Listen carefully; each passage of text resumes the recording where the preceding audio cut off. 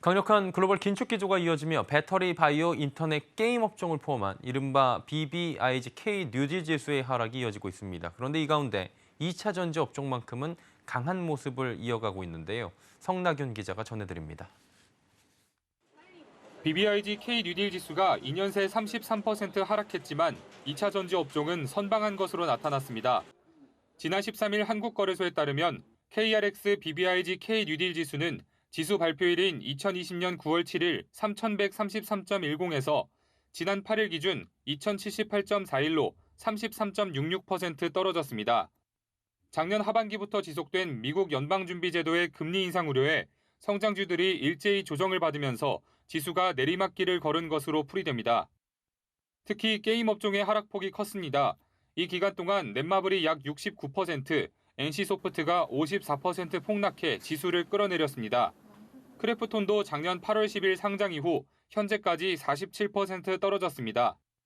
네이버와 카카오는 각각 30%, 16%가량 하락하는 등 인터넷 업종도 고전을 면치 못했습니다. 하지만 2차 전지 업종은 4개 업종 가운데 가장 선방했다는 평가입니다. LG에너지솔루션은 지난 1월 상장 이후 약 18% 떨어졌지만 삼성 SDI는 같은 기간 30.07% 올랐고 SK이노베이션도 23.05% 상승했습니다. 2차 전지 업종은 전기차 지원 등 국내외 정책 모멘텀에 전기차 수요 확대와 이에 따른 매출 성장까지 작용하면서 양호한 주가 흐름을 보였다는 분석입니다. 2차 전지 같은 경우는 사실 정책 모멘텀도 있긴 하지만 실제로 이익 추정치가 올라가고 있는 업종 중에 하나거든요. 최근에는 2차 전지 수출 품목도 사실 연초 이후 양호한 흐름을 계속해서 보여주고 있어요. 이 수출 물량 증가와 이제 그 이익 모멘텀이랑 맞물려서 사실 2차 전지도 주가가 선방하는 흐름이 없지 않아 있습니다.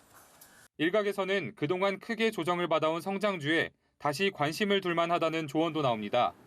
염동찬 한국투자증권 연구원은 가치주 대비 밸류에이션이 높은 성장주는 금리 상승에 더 큰 영향을 받지만 시장금리 수준이 높아질수록 탄력 또는 감소하는 특성을 함께 고려해야 한다며 다시 성장주에 관심을 가져야 하는 시기가 되었다고 진단했습니다. 서울경제TV 성나균입니다.